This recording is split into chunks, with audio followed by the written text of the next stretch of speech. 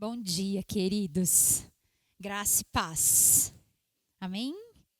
Bom, os irmãos com os quais eu já conversei a respeito de pregação sabem que estar aqui me deixa um tanto quanto apavorada. Mas quem fala ao coração dos irmãos não sou eu, é o Senhor. Amém? Então, nesta manhã, eu convido vocês a apenas abrirem os ouvidos para ouvir aquilo que o Espírito Santo traz do trono de Deus para a minha e para a sua vida. Amém? Gostaria que você se colocasse de pé, nós vamos ler a palavra do Senhor. No livro de Eclesiastes, no capítulo 1, leremos apenas os primeiros 11 versículos, do 1 ao 11.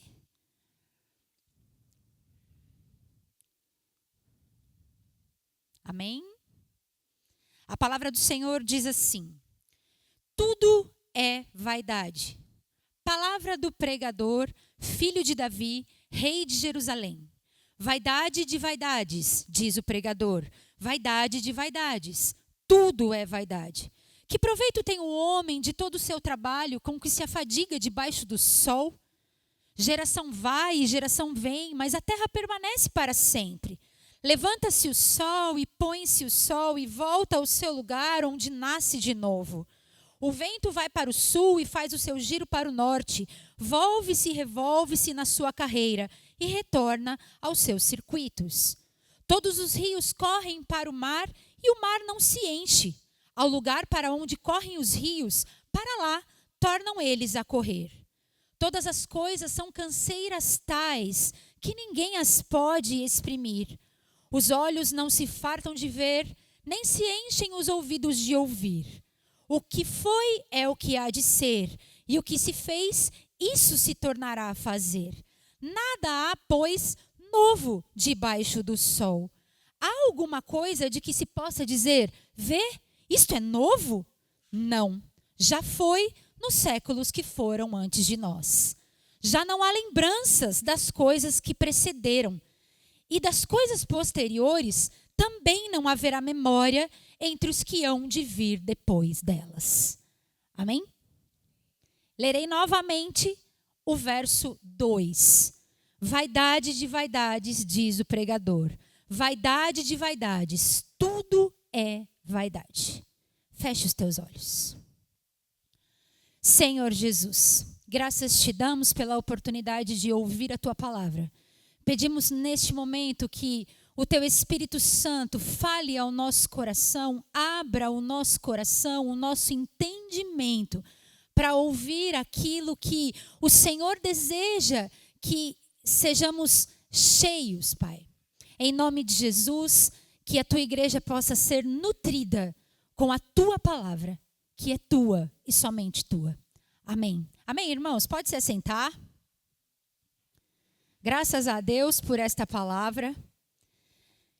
O livro de Eclesiastes é um livro difícil, porque ele traz a nota de alguém que parece que está cansado da vida. Ele traz a nota de uma pessoa que parece se levantar, se a gente estivesse falando como se fosse nos dias de hoje, né? De uma pessoa que parece que se levanta numa segunda-feira e pensa assim, sabe? Tudo isso de novo. Segunda, terça, quarta, quinta, sexta, sábado, domingo, segunda, terça, quarta. Então, ele traz essa ideia de que ele está vivendo dias ali deprimentes e com o coração cheio de pessimismo. Né? Se você for olhar para o texto que nós lemos, a gente enxerga um viés pessimista e uma pessoa insatisfeita com o que se vê. Sim, o livro de Eclesiastes retrata tudo isso. E isso é real. Mas a gente tem um alerta de spoiler. O livro de Eclesiastes não tem só isso. Os textos de Salomão, que é o autor, trazem mais do que isso. E no verso 1 a gente vê a apresentação, uma apresentação bem breve do autor, que com certeza foi escrita de maneira muito estratégica, de maneira muito planejada. E embora não apareça o nome de Salomão, essa obra ela se sustenta na autoria de Salomão. Ele se identifica no livro como Coelete, que é uma palavra que vem do hebraico, que pode ser traduzida como mestre, professor, ou até mesmo pregador, né, que é o termo mais conhecido. Possivelmente, significando aquele que fala diante de uma assembleia. Mas, de qualquer forma, é importante a gente saber que os escritos de Salomão, apesar de trazerem tudo isso, a gente não tem aqui nesse livro uma espécie de diário que está sendo escrito pelo autor ao longo dos seus anos. Não. A gente tem aqui um livro inspirado, estruturado e organizado para que a mesmice da vida fosse jogada na nossa cara. Para que a gente, de alguma forma, entendesse essa mesmice que a vida debaixo do sol retrata. Mas, ao mesmo tempo, o autor de Eclesiastes, ele nos apresenta um alerta. Um alerta a respeito das coisas deste mundo e do quanto as coisas deste mundo importam ou tomam lugar no nosso coração. Um dos propósitos do pregador é apresentar para mim e para você a futilidade da vida debaixo do sol. Mas ele faz isso para que os nossos olhos sejam levantados e o nosso coração seja inclinado para aquilo que está acima do sol. Essa é a intenção do autor. Ele apresenta para nós o que está debaixo do sol, para que o nosso coração deseje ver o que está acima do sol. E aqui a gente tem algumas definições importantes, logo aí nesses primeiros versos que nós lemos. E a gente vai definir esses termos para dar continuidade.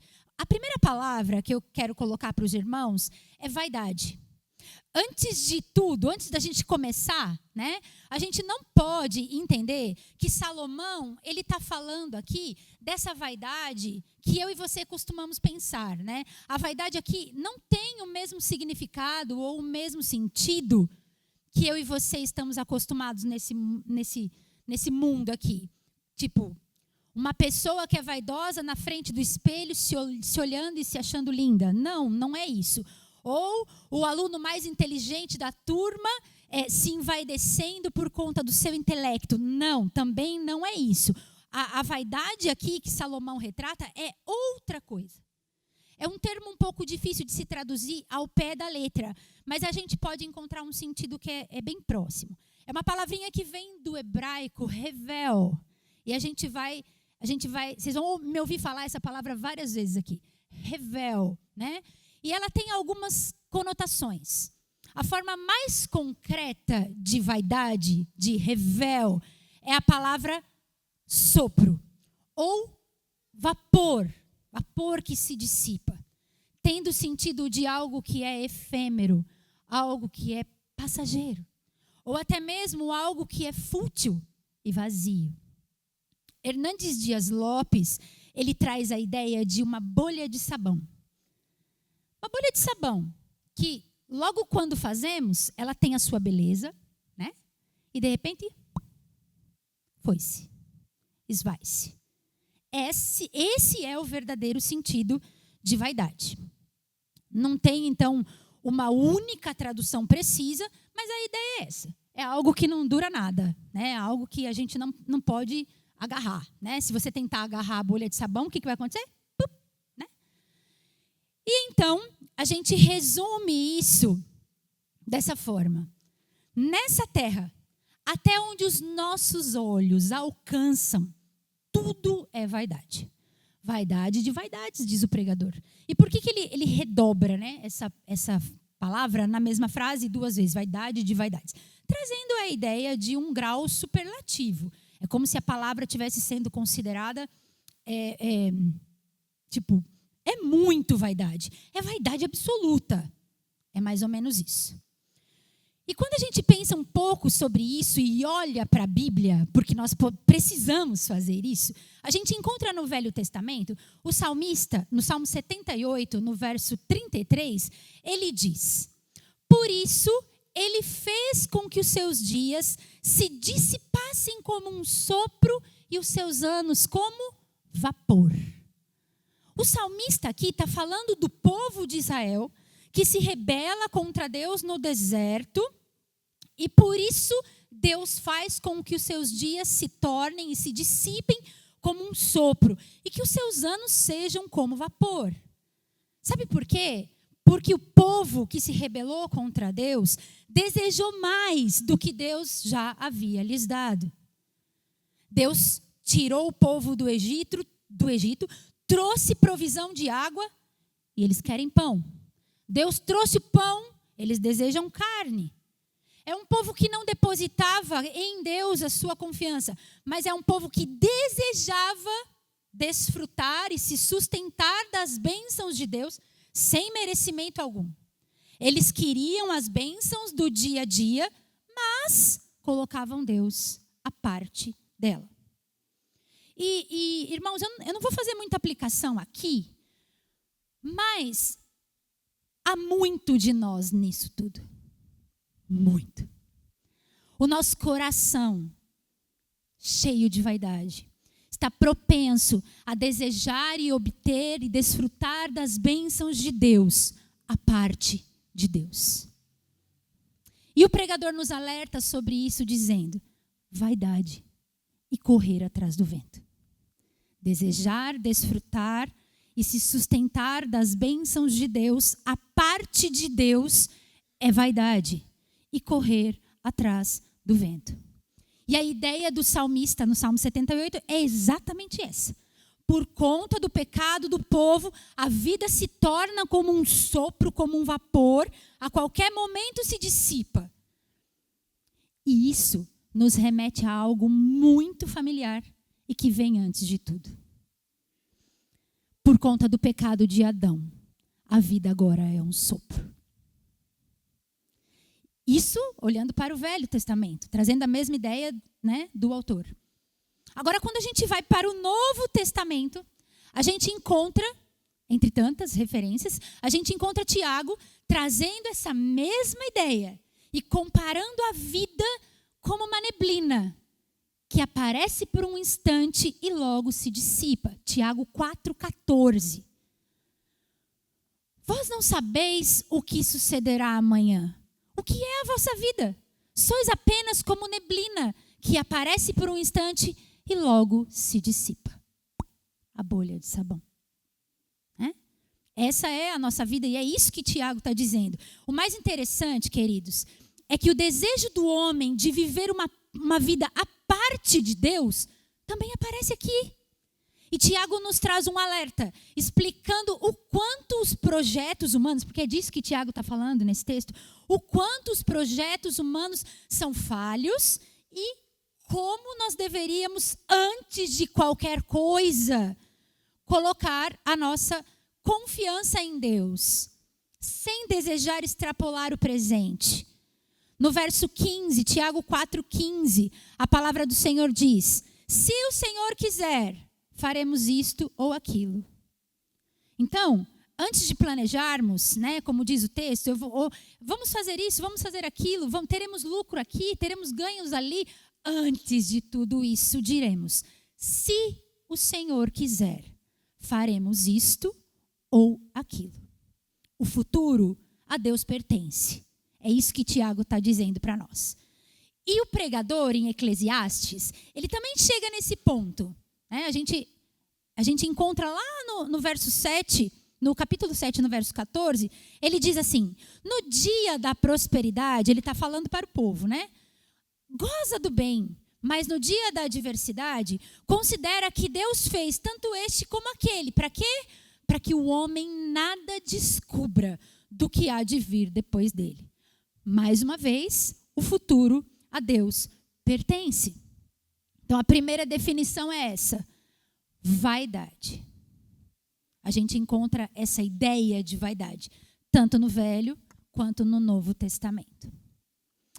E a próxima expressão é debaixo do sol. Essa é um pouco mais fácil de entender, né? Até porque o autor ele usa alguns sinônimos durante o livro, né? É debaixo do sol, debaixo do céu, ou até mesmo propriamente dito terra, né? Então a gente pode concluir que Salomão, o que ele estava dizendo, né? Quando ele se refere a debaixo do sol, ele está falando aqui desse espaço terreno do qual hoje eu e você desfrutamos. E do ponto de vista do pregador, Salomão, debaixo do sol, é tudo aquilo que se vê nessa terra a partir de uma perspectiva meramente humana. É uma vida vista de dentro do tempo, do espaço, da natureza, das limitações humanas, sem considerar qualquer outra perspectiva, ou seja, sem considerar Deus. Debaixo do sol, então, é uma perspectiva que tira Deus de cena. É como se Salomão contemplasse a criação e deixasse o Criador à parte. É isso que ele faz. Por isso que a gente vê esse viés de pessimismo, de alguém insatisfeito, até carrancudo, né? Mas quando a gente percebe que Salomão ele está analisando a vida do jeito que ela parece quando olhamos para a realidade, a gente precisa entender que esse termo é um termo importante que vai caminhando no livro todo. Porque tudo que ele fala no livro é debaixo do sol. E aí, no decorrer do livro, a gente vai perceber que o pensamento do autor ele vai progredindo, e ele vai colocando algumas coisas diferentes nas suas escritas. Mas o pregador ele não está dizendo que neste mundo tudo não vale a pena. Não é isso que ele está dizendo. Ele está dizendo que neste mundo, tudo debaixo do sol não vale a pena. É essa a ideia do pregador. Né? Tudo debaixo do sol não vale a pena. Ou seja, tudo neste mundo, sem Deus, querido, não vale a pena.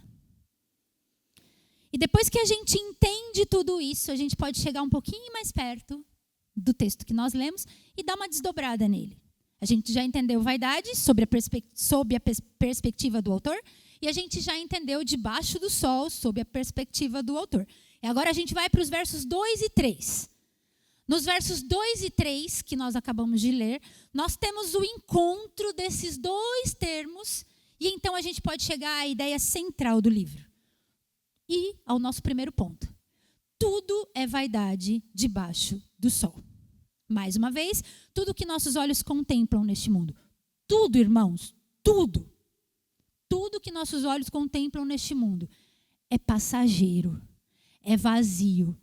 E a gente não pode segurar com as mãos. E embora apresente uma beleza, porque a gente vê beleza nisso tudo. Embora tenha sim a sua beleza. É como Hernandes diz, é uma bolha de sabão.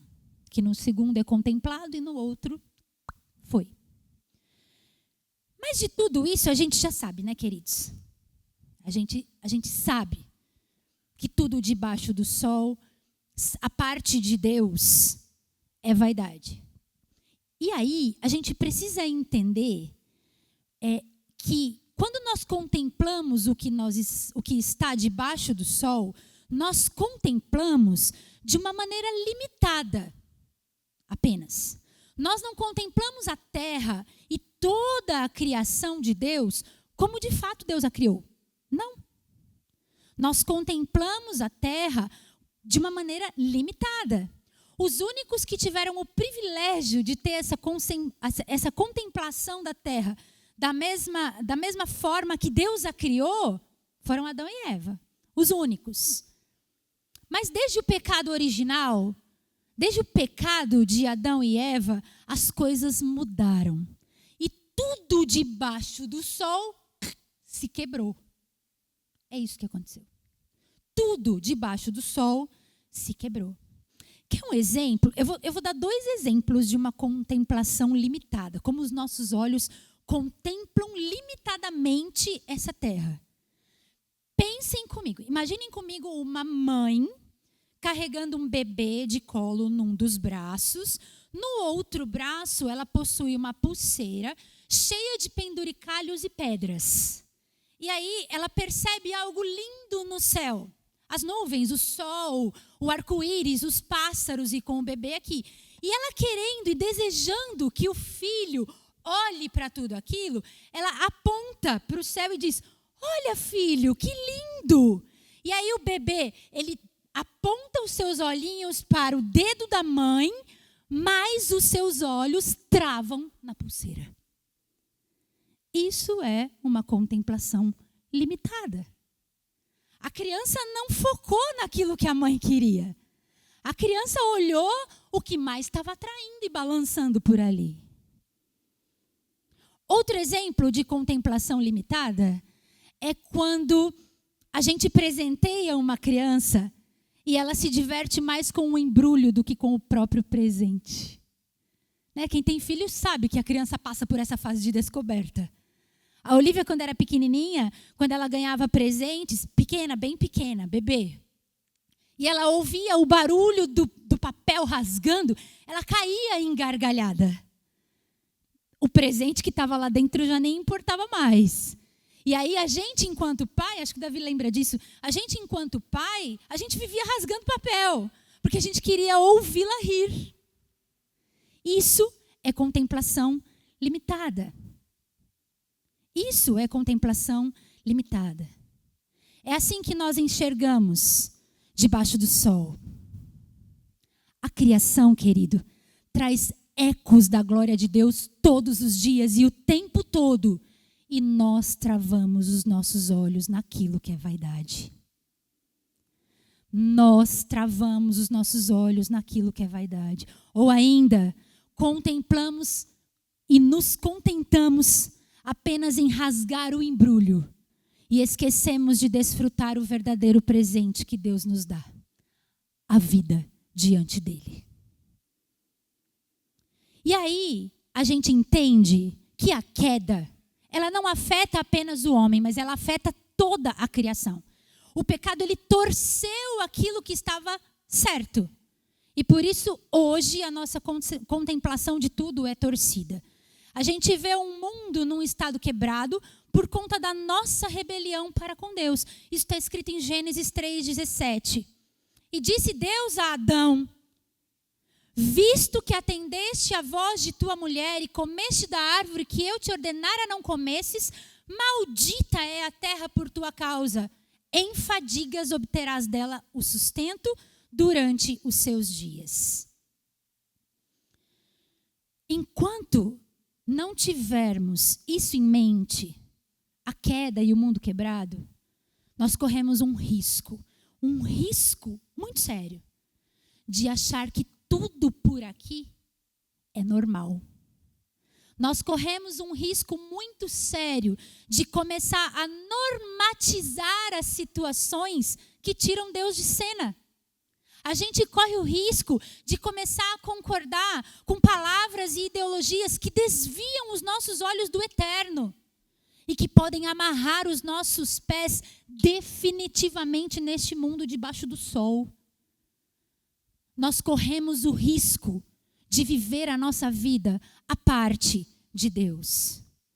E quando nós trazemos isso para a nossa prática, a primeira pergunta que fica para mim e para você, irmãos: o que nós temos contemplado debaixo do sol? O que nós temos contemplado? A que nós temos dado valor? O que custa caro para nós aqui debaixo do sol? Salomão nos explica que aquilo que é caro para nós, aquilo que é de grande valor para nós aqui debaixo do sol, é apenas um sopro. Então a queda fez com que a criação ficasse sujeita à vaidade. Salomão está falando lá no Velho Testamento, aqui a gente tem o Novo Testamento.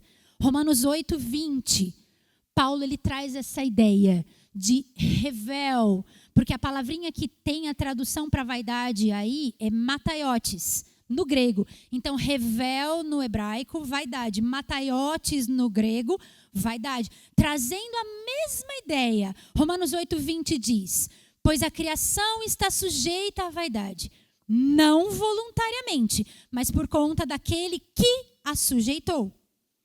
É o mesmo sentido, irmãos. O sentido é o que Salomão apresenta.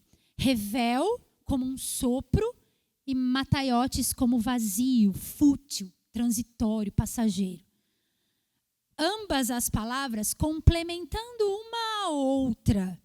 Por isso, mais uma vez, vale lembrar a ideia do Hernandes, uma bolha de sabão. Que logo, uma hora tem sentido, a outra hora ela já acabou. Nesse texto, Paulo está refletindo sobre o sofrimento presente e a glória futura. E embora Paulo reconheça que a terra está sujeita à vaidade, algo diferente já aconteceu por aqui. O apóstolo, ele nos encoraja com a certeza de que os sofrimentos do tempo presente nesta terra debaixo do sol não podem ser comparados com a glória que há de ser revelada em nós. Não podem ser comparados.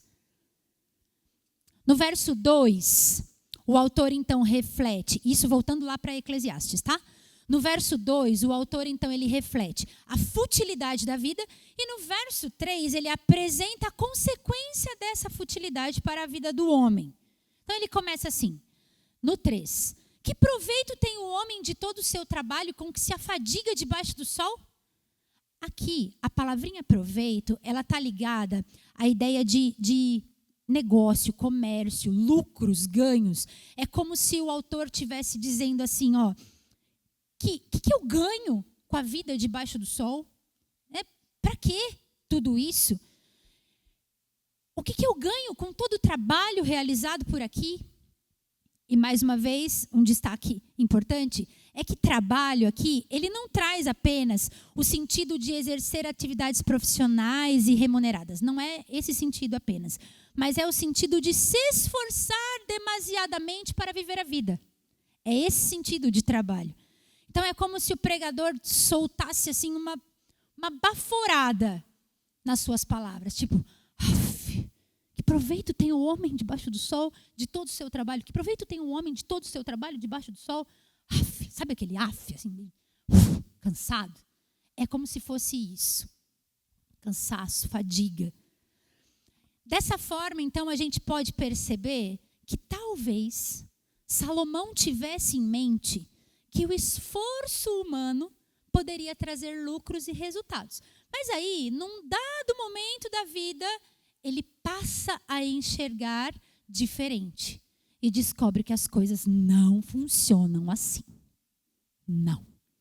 Esforço humano não pode trazer ganhos e resultados. E isso não é diferente conosco, queridos. Não é diferente conosco e nós aprendemos isso a duras penas durante os nossos dias. Por mais que seja forte e audacioso todo o empenho que façamos durante os nossos dias, nada pode trazer resultados, porque estamos debaixo do sol. Nosso trabalho profissional, ele pode estar indo de vento em polpa, e mesmo assim não trazer os resultados e os lucros que você espera.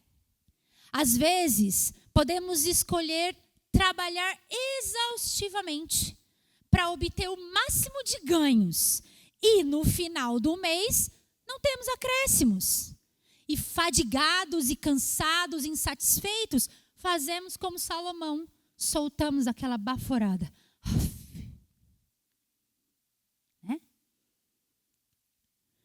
Quantas vezes, queridos, isso acontece comigo o tempo todo, irmãos.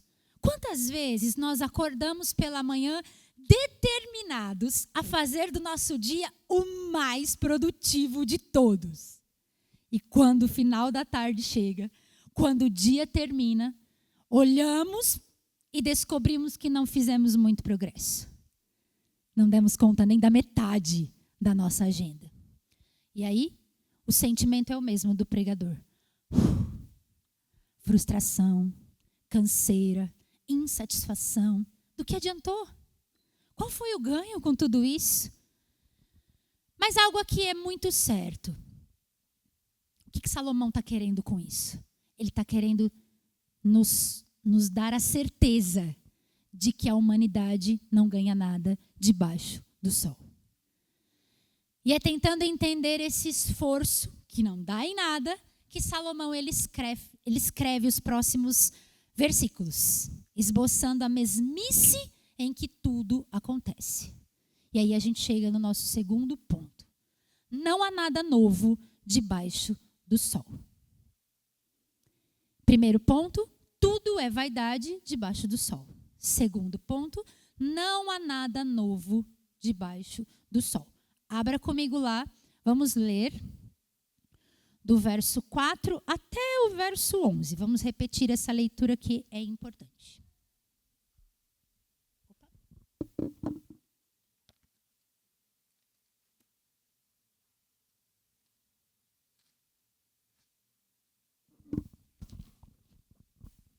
Eu sou meio espaçosa, às vezes me falta espaço por aqui.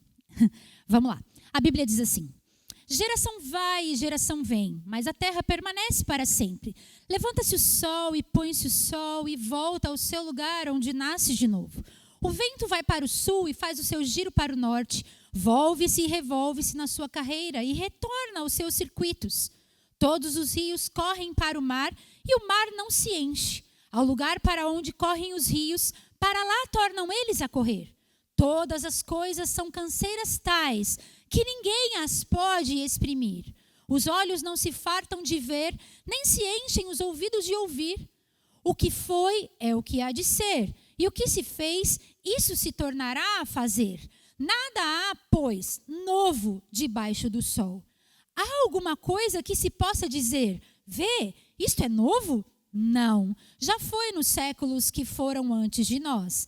Já não há lembranças das coisas que precederam, e das coisas posteriores também não haverá memória entre os que hão de vir depois delas. E agora a gente vai entender mais de perto tudo isso. Nesses versos, Salomão, o que ele está fazendo? Ele está desdobrando os seus pensamentos a respeito daquilo que ele já havia falado. Então, ele havia falado que tudo é vaidade e que nosso trabalho debaixo do sol não tem proveito, né? É como se agora ele começasse a argumentar conosco. É como se ele ampliasse a sua ideia e estivesse tentando nos convencer de tudo o que ele está falando. De tudo que as coisas debaixo do sol são vãs. Então, ele começa assim, ó. Ele começa colocando a mesmice e a repetição da natureza com aquela notinha de insatisfação, né? Em tudo que os nossos olhos meramente humanos enxergam. Então, ele percebe que toda a terra debaixo do sol possui limites. Limites muito claros que não são ultrapassados por nada no decorrer dos anos. É como se ele dissesse: do mesmo modo que o homem debaixo do sol não tem proveito em seu trabalho, a criação debaixo do sol, sujeita à vaidade, também não tem proveito no seu trabalho. Então ele faz essa comparação. Ele olha a vida debaixo do sol.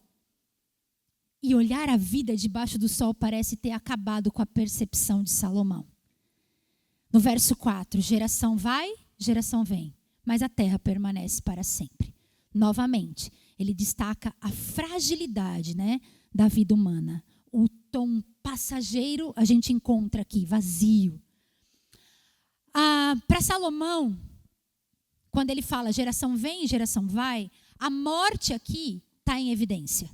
Né? Porque quando a gente olha para o que ele escreve, geração vem, geração vai, mas a terra permanece para sempre. Ele está pensando no ciclo da vida humana. Ou seja, o homem nasce, cresce, se reproduz e morre. As plantas nascem, crescem, reproduzem e morrem. Os animais nascem, crescem, reproduzem e morrem. Então Salomão tem isso à mente. A morte para ele está em evidência. E enquanto esses ciclos vão acontecendo, a humanidade ela vem encarando os mesmos problemas, porque a terra permanece para sempre. E as mesmas situações caóticas e desesperadoras que vemos hoje. Afinal, eu e você somos parte desse ciclo. uns no início, outros no meio, talvez alguns no final desse ciclo, mas nós lutamos as mesmas batalhas dos nossos antepassados. Na luta pela vida, encaramos a morte. Nós já perdemos alguns irmãos queridos na nossa comunidade. E na semana seguinte, estávamos aqui, com muita tristeza. Mas a vida segue. E é isso que Salomão está colocando aqui. As nossas batalhas são travadas todos os dias. Pelo nosso sustento, pelo nosso trabalho, para ter o que comer na mesa, para ter uma moradia digna dos nossos dias de cansaço e enfado. Né? Enfrentamos doenças, vírus, epidemias, guerras e outras coisas mais. Ora, as circunstâncias nos favorecem, ora, elas não nos favorecem. Mas a vida segue, porque a terra permanece para sempre. De qualquer forma, a vida segue. No verso 5, ele vai ampliando a ideia. Lembrando que ele coloca limite e repetição no ciclo da vida humana e agora ele vem para a natureza. Então ele coloca assim: levanta-se o sol e põe-se o sol. Então ele colocou o limite. O sol, ele está limitado a levantar-se e pôr-se.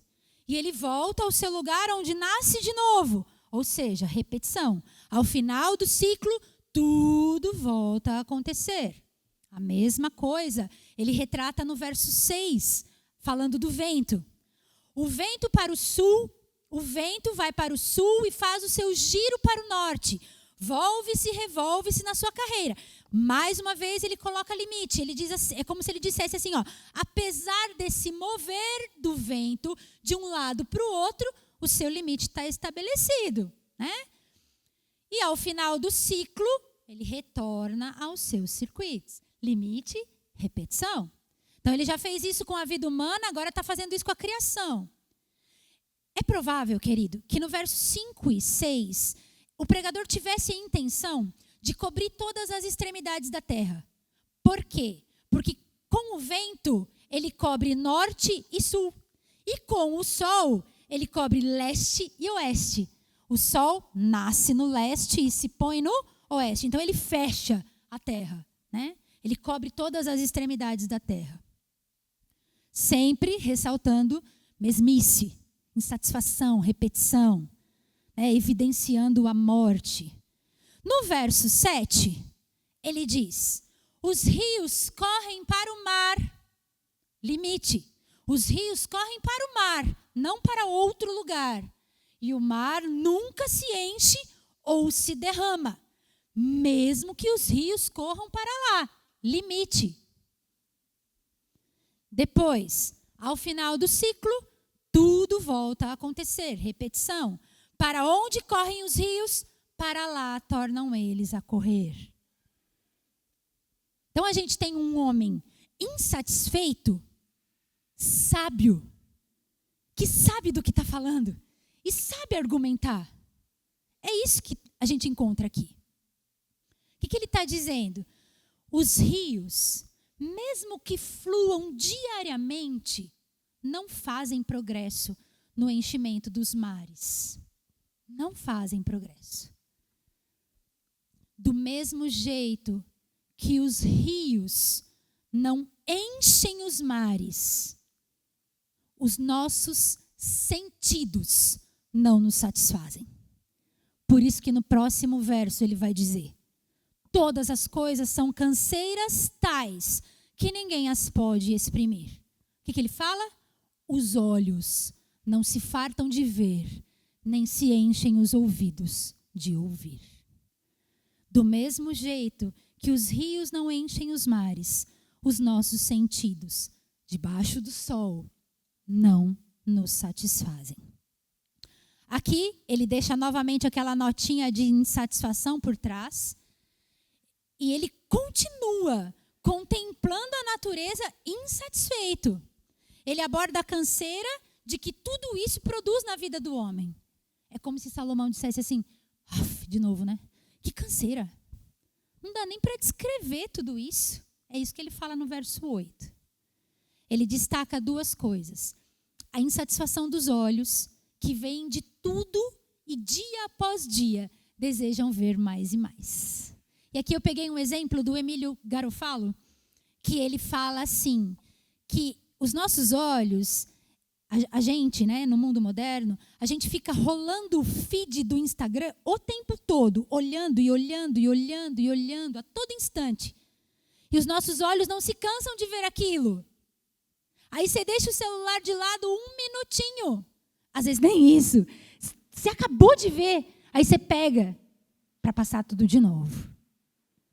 Ou então, você vai passando o feed, aí de repente dá aquela atualizada e volta em coisas diferentes e você vai vendo tudo de novo. Os nossos olhos não se cansam de ver. As notícias mudam diante do feed, mas nada novo acontece. Nossos olhos continuam insatisfeitos debaixo do sol. E aí Salomão fala da insatisfação dos ouvidos. Ouvidos que ouvem todo tipo de coisa. Num dia e no outro, estão fadados a ouvir novamente. Todo tipo de coisa. Mais uma vez, a mesmice e a repetição. Salomão destaca aqui que a mesmice e a repetição, debaixo do sol, ela não acontece só na natureza. Ela acontece na vida do homem. E aí, queridos, no decorrer do livro, nós percebemos, como eu disse no início, que o pensamento do autor ele vai progredindo. Ele vai aos poucos e de maneira muito estratégica inserindo vislumbres de Deus. Ele vai colocando a generosidade de Deus sobre a vida cansada da humanidade. Ele não se desliga dessa ideia de vaidade debaixo do sol, mas, ao mesmo tempo, ele demonstra uma perspectiva onde Deus já não está mais de fora. E ele nos mostra que é por conta disso que hoje eu e você experimentamos coisas boas. Experimentamos sim, queridos. Há momentos de alegria que são dignos da nossa lembrança. Comemos, bebemos, desfrutamos de todo o bem que nosso trabalho nos oferece. Comemoramos a vida com amigos, família. Vemos os nossos filhos crescerem. E isso é bom e legítimo, como foi falado no início do culto. E o pregador descobre que tudo isso só acontece porque vem da mão de Deus. E ele também nos orienta quanto a isso. Eclesiastes 2:24, ele diz: nada há de melhor para o homem do que comer, beber e fazer com que sua alma desfrute do bem do seu trabalho. No entanto, vi também que isto vem da mão de Deus, pois, separado deste, quem pode comer ou quem pode alegrar-se? No capítulo 3, no verso 13, ele diz: é dom de Deus, é presente de Deus que possa o homem comer, beber e desfrutar o bem do seu trabalho. Mas ainda não se desliga da perspectiva do debaixo do sol. Nós estamos debaixo do sol e enfrentamos muitas desilusões. E até esses momentos passam. Tudo passa. Viram lembrança na nossa cabeça, no nosso coração. E às vezes, nem lembrança. E aí a gente vai adiantar um pouco e a gente vai para o verso 11. Porque é exatamente isso que o verso 11 diz. Olha só. Já não há lembranças das coisas que precederam. E das coisas posteriores também não haverá memória entre os que hão de vir depois delas. É sobre isso. Não nos lembramos dos que se foram. E os que virão depois de nós também não nos terão na memória. O que o pregador coloca aqui? Mais uma vez, a verdade nua e crua diante de nós. Vivemos dias carregados de muitas coisas, sejam elas boas ou ruins, mas o tempo passa. E algumas dessas coisas estão na nossa mente e outras não. Queridos, pessoas vêm e vão, entram e saem das nossas vidas e às vezes nos esquecemos delas. É muito fácil ter a certeza disso quando nós pensamos nos nossos familiares que já se foram. Exemplo. Aqui eu pego de novo do Emílio Garofalo. Você sabe o nome dos seus tataravós? Bisavós? Que seja. Eu não sei. Você se lembra de todos os conselhos dados pelos seus pais? Ou de apenas alguns? Eu me lembro de poucos. Você se lembra de todos os dias de crescimento e desenvolvimento do seu filho? Eu não me lembro de todos. Eu tenho apenas flashes de alguns momentos que de fato marcaram a nossa vida. E por isso, até agora, eu trago na memória. Daqui para frente, não sei como será. Quantos de nós já nos pegamos em conversas com amigos e familiares e no meio daquela história que alguém está contando, alguém pergunta, você lembra disso? Não lembro disso. É isso que o autor está falando aqui. É isso. E do mesmo jeito que nós nos esquecemos das coisas, nos esquecemos dos nossos antepassados, também seremos esquecidos por aqueles que virão depois de nós. Talvez os nossos netos não se lembrem do nosso rosto, com sorte, bisnetos. A Olivia perdeu o avô com com 4 anos, e ela não se lembra dele. Ela tem a memória fotográfica ali das fotos, né? E alguns flashes do que ele fazia por ela. A vaidade da vida apresentada pelo pregador é essa: revel, sopro, vapor. Mataiotes, no grego, lá no Novo Testamento, vazia, sem sentido, fútil, efêmera, passageira, bolha de sabão. E aí a gente volta para o 9 e para o 10. O 9 e 10 diz assim: o que foi é o que há de ser, e o que se fez, isso se tornará a fazer. Nada há, pois, novo debaixo do sol. Há alguma coisa que se possa dizer, vê, isto é novo? Não. Já foi nos séculos que foram antes de nós. A mesmice e a repetição derramadas mais uma vez sobre a nossa mesa. Exausto, e nos deixando exaustos, o pregador conclui que não há nada novo debaixo do sol. E realmente, irmãos, até esse ponto da história, realmente não havia. Mas a Bíblia não para em Eclesiastes. E a Bíblia não conta a história de Salomão. A Bíblia conta uma história maior. Salomão acompanhou até aí. Mas depois disso, irmãos, algo novo acontece. Salomão, por mais sábio que ele fosse, ele não tinha entendimento disso. E como nada podia ser resolvido debaixo do sol, né?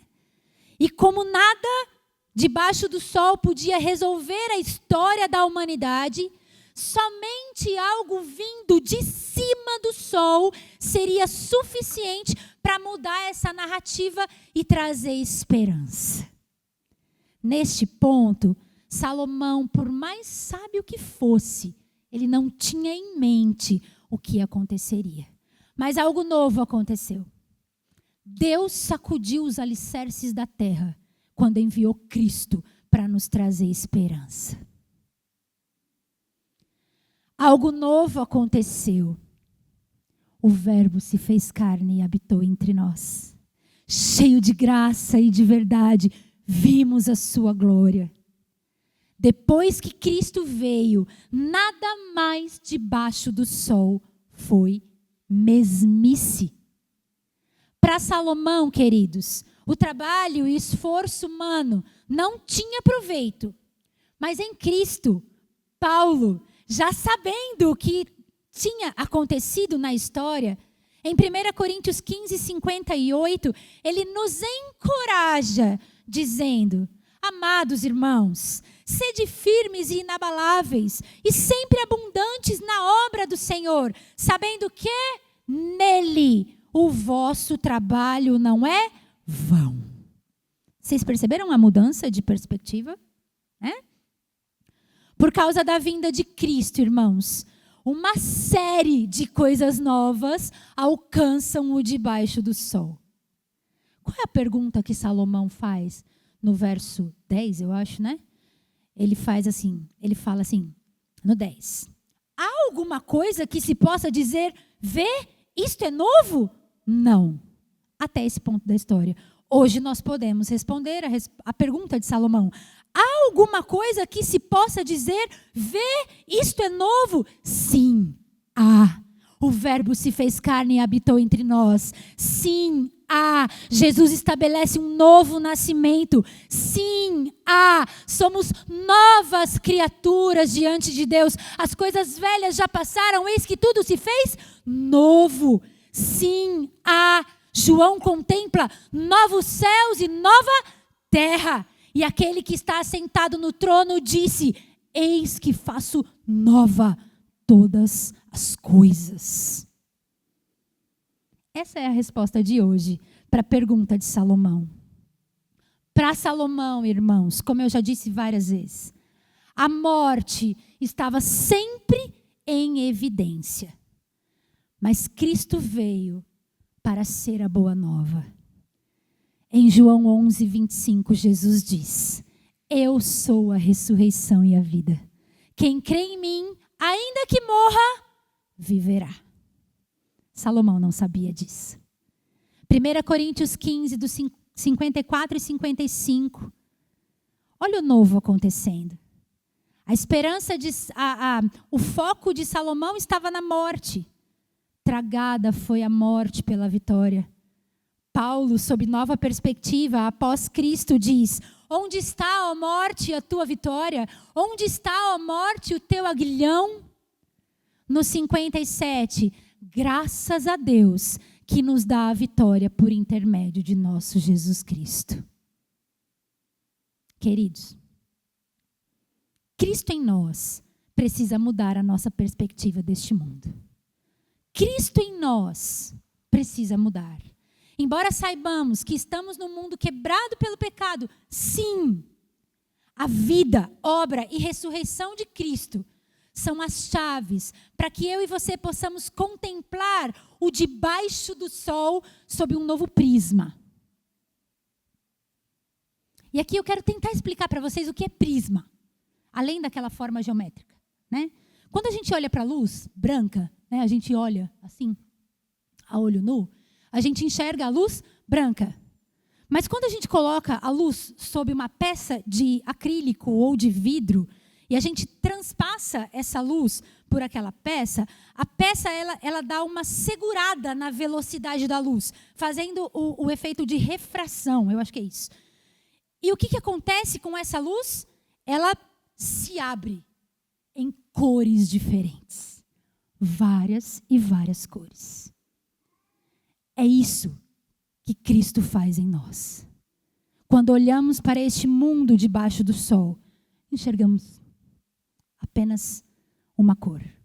Mas quando vemos a vida aqui, debaixo do sol, com a perspectiva de cima do sol, as coisas ganham cores. É tudo diferente. A mesmice e a repetição da natureza já não é mesmice, mas promessa e providência de Deus para a humanidade. Eu quero que você abra comigo o Salmo 104.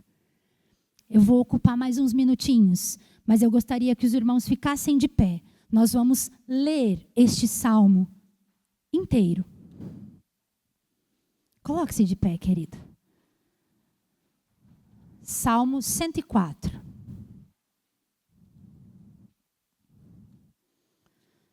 Aqui nós temos alguém que olhou a natureza e os ciclos da natureza com um olhar redentivo.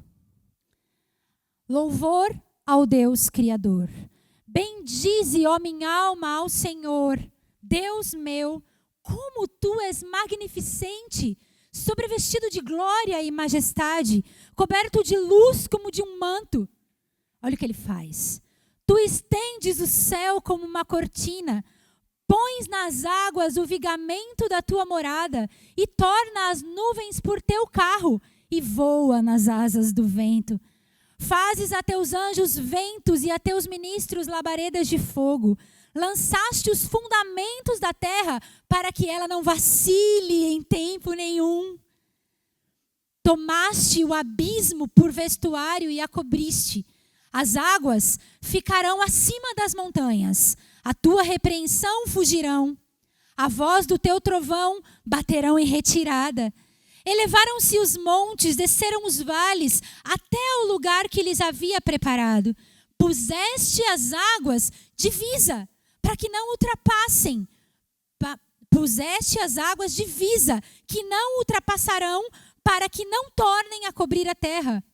Tu fazes rebentar fontes no vale, cujas águas correm entre os montes. Dão de beber a todos os animais do campo, os jumentos selvagens matam a sua sede. Junto delas tem as aves do céu, o seu pouso, e por entre a ramagem desferem o seu canto. Do alto da tua morada regas os montes, a terra farta-se do fruto de tuas obras. Fazes crescer a relva para os animais e as plantas para o serviço do homem, de sorte que da terra tire o seu pão.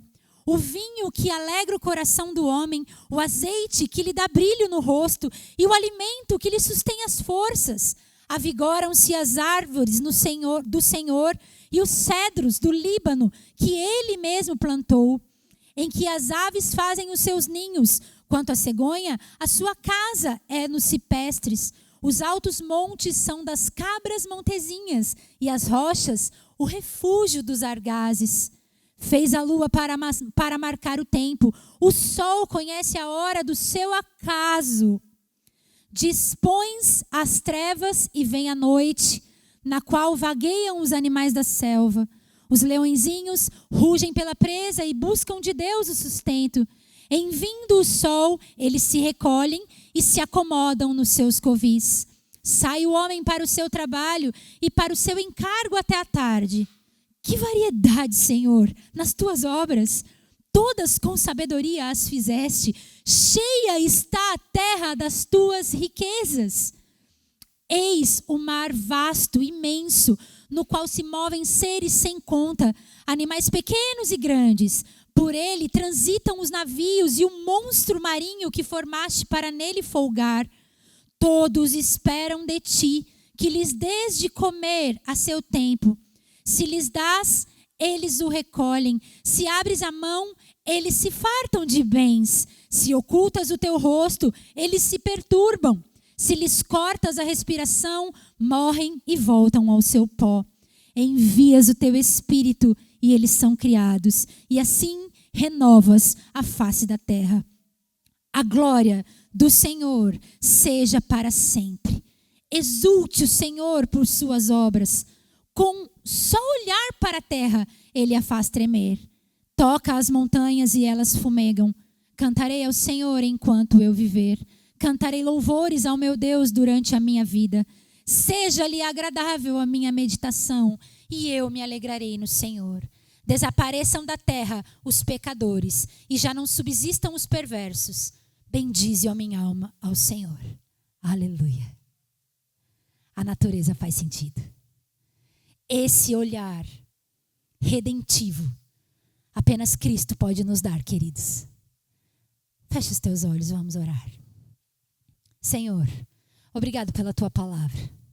Ensina-nos, ó Deus, a sondar o nosso coração e a perceber quando estamos caindo em mesmice e repetidão. Ensina-nos, Senhor, a sondar o nosso coração. Esquadrinha, ó Deus, os nossos pensamentos e os nossos olhos para que eles foquem acima do sol. Para que nós possamos entender o quanto a vinda, a obra e ressurreição de Cristo afetaram o debaixo do sol. E hoje nós podemos contemplar as maravilhas das tuas mãos e das tuas obras. Grandiosíssimo é o Senhor. Graças te damos pela providência divina que reina nos nossos dias eternamente. Graças te damos pelo dom da vida. Ajuda-nos, Senhor, a olhar para a nossa vida com perspectiva do olhar redentivo, sempre colocando Cristo no centro do nosso coração. Em nome de Jesus. Amém.